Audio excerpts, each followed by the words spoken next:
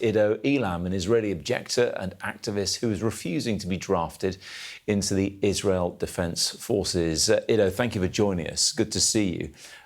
This isn't the first time you've decided that you don't want to participate. Tell us about that. I decided to refuse in November 2024. I was imprisoned for my refusal, as all mandatory conscripts that refuse do time in prison. Since then, I have gotten an exemption from the army after months of deliberation and fighting with them on it. But we are still seeing more and more people refuse, and we are still seeing more people that we in the Mesarvot network for conscientious objectors help through this process. And just right now, there is more than 9 people in prison that we know of that refused because of political grounds, one that entered today.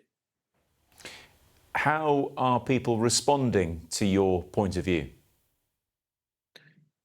Much of my society, unfortunately, does not agree with me. Many people, send us death threats, hate, wish us ailments online, but that doesn't mean that we don't have support. Many of the citizens in my country are actually Palestinian citizens of Israel, many of who fight with us on this topic against the genocide and against the starvation in Gaza.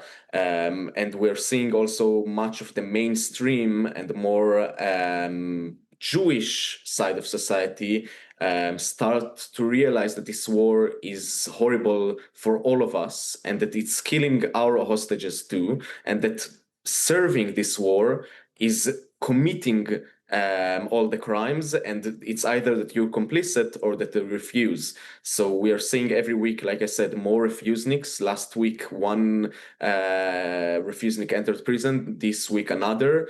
2 weeks ago, 2 more, and in the future it will be more. And at a certain point, they will have to acknowledge us because we are growing and we are strong. Because of conscription, I'm guessing you'll have school friends who have gone into the IDF that are serving. Do you still speak to them? What do they say? Do you have any friends who perhaps wish they'd done similar but felt that they couldn't?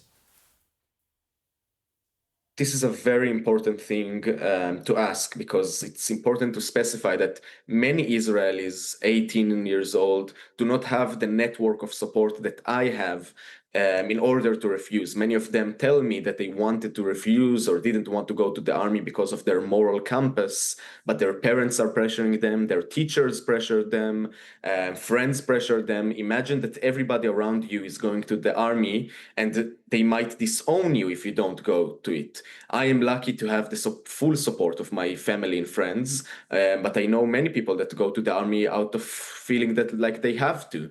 My main goal in refusing is to talk with young people and convince them that there's always options. There's always options for everybody. And what we are doing in our network for objectors is giving that backing and that network for people in order that even if they don't have that at home, they might still be able to refuse, or at least not go to the army. Because in the end of the day, do you want to be 18 years old, a war criminal for the rest of your life, or do you want to refuse, stand your moral ground, and be a part of history? That's the 2 questions that we have. But what's your view of those who perhaps believe in what the IDF is doing? They would probably point to the threats they perceive from Hamas and Hezbollah and previously the Iranian government. What do you think of their point of view? I understand it. I know how it is to be an Israeli. I know what the Israeli thought process is. To me, for somebody that has been active since the age of 14 with Palestinians against the occupation, it's clear that even after October the 7th, it's not a solution to show them more and more force.